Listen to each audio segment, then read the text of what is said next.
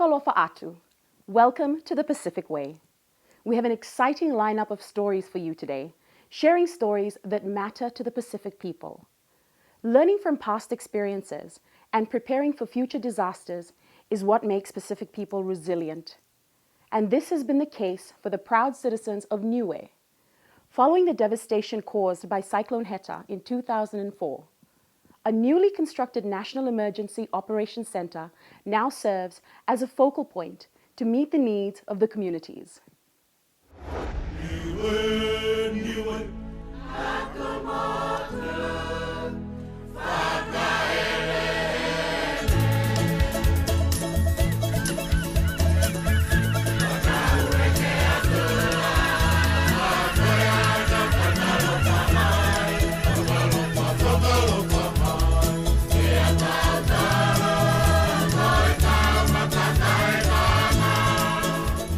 Known as the Rock of Polynesia, the tiny volcanic island of Niue is one of the largest coral islands in the world, with spectacular steep limestone cliffs along the coast and a central plateau. Wanaki, where the cultural centre used to be. In January 2004, the worst cyclone in living memory hit Niue, flattening the capital and causing unprecedented damage to the island. Public works down there, the Niue Hotel, absolutely gutted. The island's only hospital was destroyed, and other buildings, including homes, were damaged. Power and phone lines cut, many roads closed, and crops badly damaged. I was working at the time with my father, who was the former director of Niue Meteorological Service, and the two of us went through a very horrific experience at the time. The wind was howling. There was the extension at the back of the main office. There was going to be a new building there, but then the roof blew off. But the winds were out of control, and there was no way that we could go out and evacuate from the building, because at that time we had reached red alert, and during red alert everything shuts down. But what was to come caught everyone off guard as 80-meter storm surges pounded the island. I think everyone was kind of complacent to it's just the normal strong winds coming in. We've been through this before. There wasn't too much damage at the time. I think we're going to be okay. And that was kind of the attitude that a lot of our people had at the time. And they weren't expecting a major one from Cyclone Heta. So if you look over the cliff edge of Niue at this moment, we're quite high. We could be about 50 meters from sea level. But unfortunately that day, the sea level was the same as land, and we had extra 2-meter swells on top. So, it was unexpected, and it caught out a lot of our people on the low side, coastal side of Niue. In the immediate aftermath of Cyclone Heta, it became evident to the first responders and government agencies of the need for a joint National Emergency Operations Center to prepare for future disasters. The Pacific Community, or SPC's Building Safety and Resilience in the Pacific Program, or BSRP, engaged with Niuean stakeholders to initiate the construction of Niue's first ever NEOC. The newly constructed facility has some very unique features. One of the things that we looked at was, there is a need for space for people to come in and, coordinate operations. And this should be safe. There should be ample space. Because in an operation center, you have places where there needs to be communication. There will need to be GIS work that is happening. There will also be reporting and so on. And then we have these TV screens that are being provided to get the flow of information going to and froing. Beside that, we also have the police. I guess it's quite unique here in Niue because we have the police and NDMO together. In a sense, it's strategic and realistic because it's a small country. these two entities actually come together to deal with DRR and DRM in Niue. In October 2019, the Niue Premier, Sir Toke Tufukia Talangi, along with invited guests, joined in the celebration as the National Emergency Operations Centre was officially opened. For me, there's a feeling of accomplishment because it will be a building that will be used for years to come to coordinate, to end responses, and also to prepare for disasters during peace times. Not only that, because we are also coming to the end of a program that had been implemented for the last 6 years, the European Union funded Building Safety and Resilience project. After so many years of toing and froing, discussions with government officials, as well as the NDMO and the police, we've come to this stage of the event where we are now opening the National Emergency Operations Centre for Niue.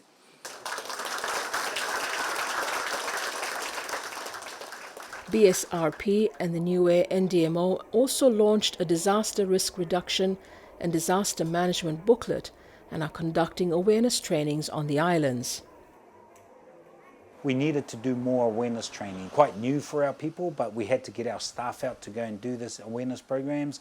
So we merged with Met Service and all the essential services that has an important role to play during disasters. We involved them in it so that they could go out and share what their roles and responsibilities are so that people would know. For many Niueans, they can now breathe a sigh of relief. The newly constructed Emergency Operations Centre can now ensure the people of Niue continue to endure through future natural disasters. Our people are quite resilient, and if I was to look at some of our people here, they're quite proud people, and they will always do everything to keep themselves equipped with disaster equipment to ensure that they can go through any disaster.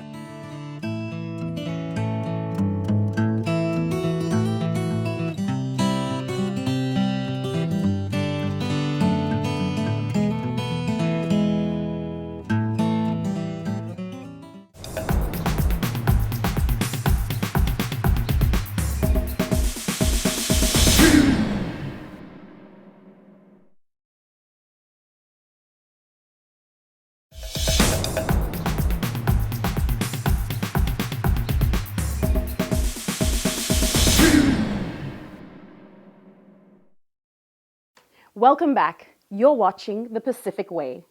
The 2016 drought in the Marshall Islands was one of the most severe in recorded history. Similarly to previous events in 2013, 1998, and in 1983.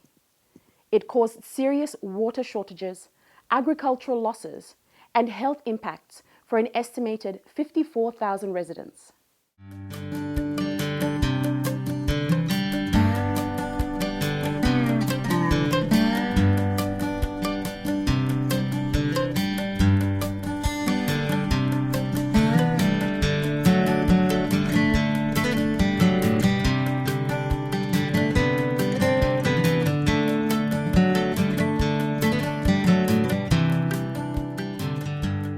The Marshall Islands consists of 34 atolls with more than 1,200 low-lying islands spread across the vast Pacific Ocean. People living in the outlying atolls rely on conventional water sources such as rainwater harvesting and wells. The islands are highly susceptible to extreme weather and climate change, including droughts, floods, storm surges, storms and typhoons. Risks that are anticipated to increase as a result of climate change and climate variability. The 2016 drought in Marshall Islands was one of the most severe in recorded history, similar to previous events in 2013, 1998 and 1983. It caused serious water shortages, agricultural losses and health impacts for an estimated 53,158 persons across the country. A 1-month state of drought emergency was declared by the government of RMI, which was subsequently elevated to a state of disaster and extended twice. On April 27, 2016, the US President Barack Obama declared the drought a disaster for the Marshall Islands. People in the outer islands were impacted by the drought in many different ways. Well, I can talk about 2013 as well, because that was the most worst one that we have. People were very impacted from that drought. Not only that drought, but also the inundation, sea level rise.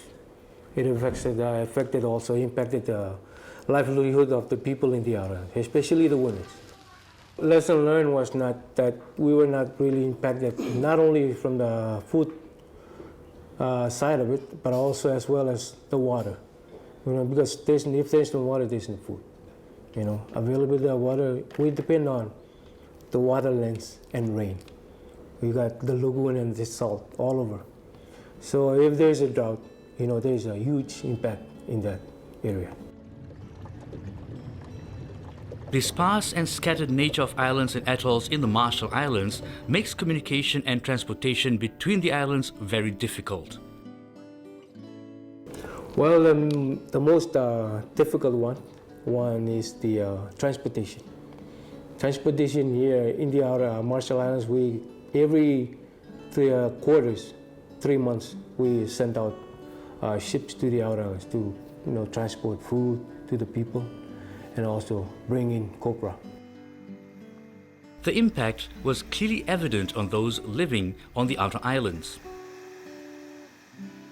But when you see people who are having to walk long distances to access wells or community tanks, when the grass is, the grass here is just brown and crispy and the coconuts are shrinking, it's really kind of heartbreaking to see, and I'm glad that a lot of people came together to do a lot in advance, and so it certainly puts a lot of stress, for men and women differently. What are your normal behaviors? What are you able to do to support your family, and how is that changing when you're not able to harvest copra, when you're not able to pay for food, when you can't do your normal cooking and cleaning procedures?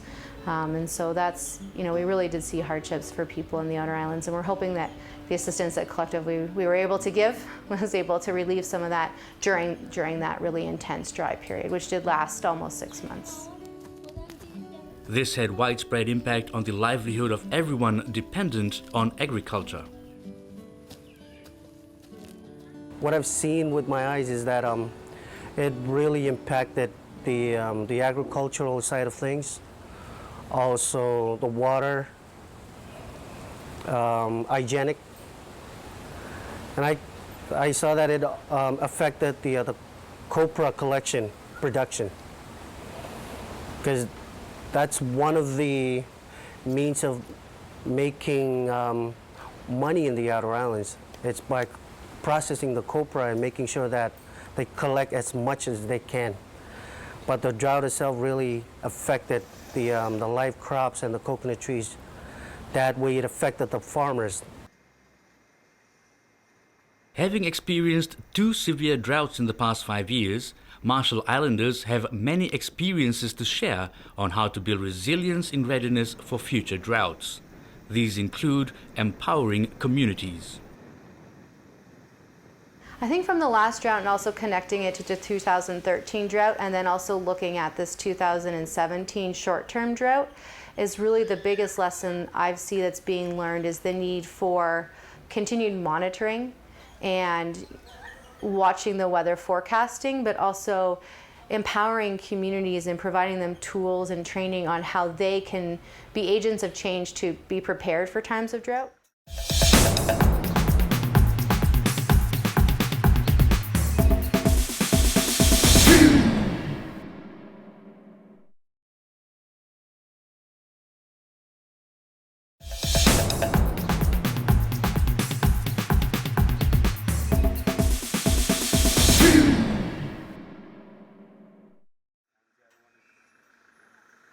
Constant communication ensured people took heed and responded to the early warning signs of droughts observed in the outer islands.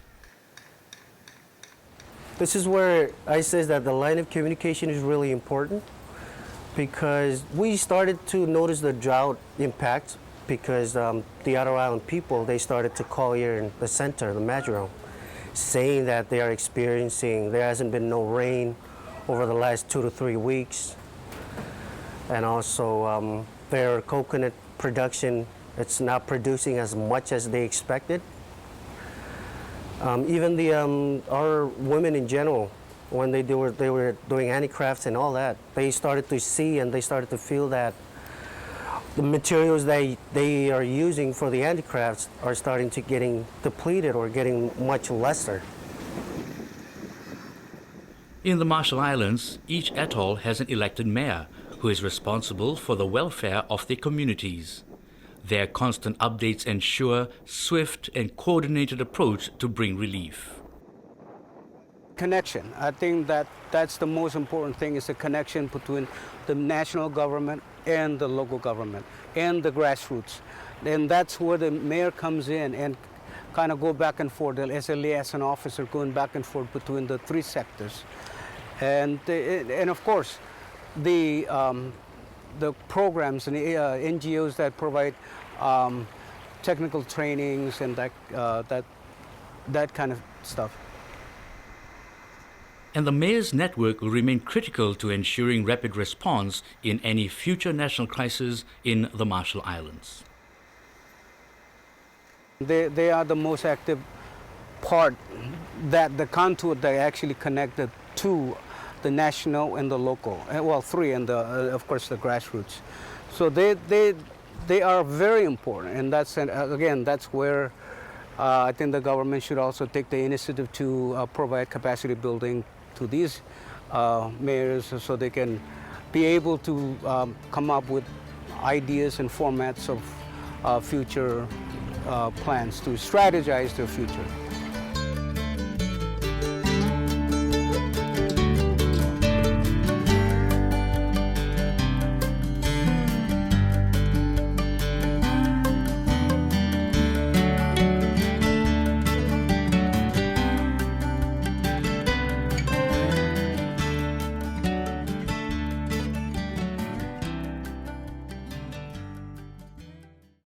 That's all we have time for today. Remember, you can check out all our latest news and videos on the Pacific Way YouTube channel and the Pacific Way Facebook page.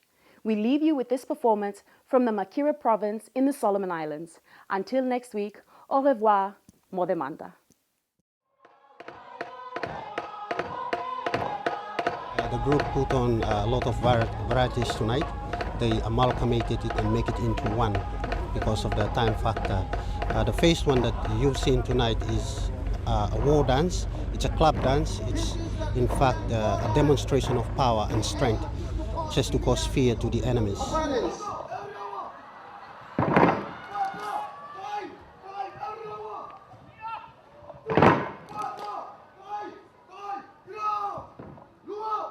The following one is we call it a Whakatangata dance. It's similar to the Maorian haka, but the difference is that we have all the men and the women performing the Whakatangata dance.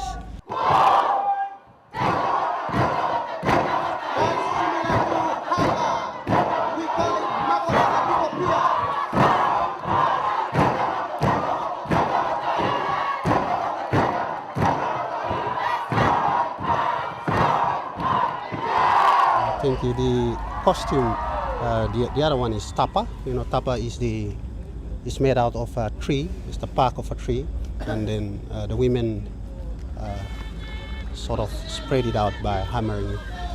So it's, I think it's probably typical throughout Polynesia. They use tapa. So we also use tapa. The men wear the mats. The mats is made from pandanus. I think if it's similar to if you see the Tongans and Samoans, and we call it tekie. The last one is panpipe music. It's traditional Makiran panpipe music. As I've said earlier on during the performance, the Nukukaisi group hailed from Tikopia, a Polynesian outlier in the eastern part of the Solomons, I think closer to Rotuma. That's where we originally from, and then we sailed and lived in Makira. So at the moment we are in Makira and adopting the host culture, which is a Melanesian one. So the last performance was in fact reflecting our host culture plus our original culture put together, blended together, and what you have seen is the byproduct of the two Polynesian and Melanesian amalgamated together.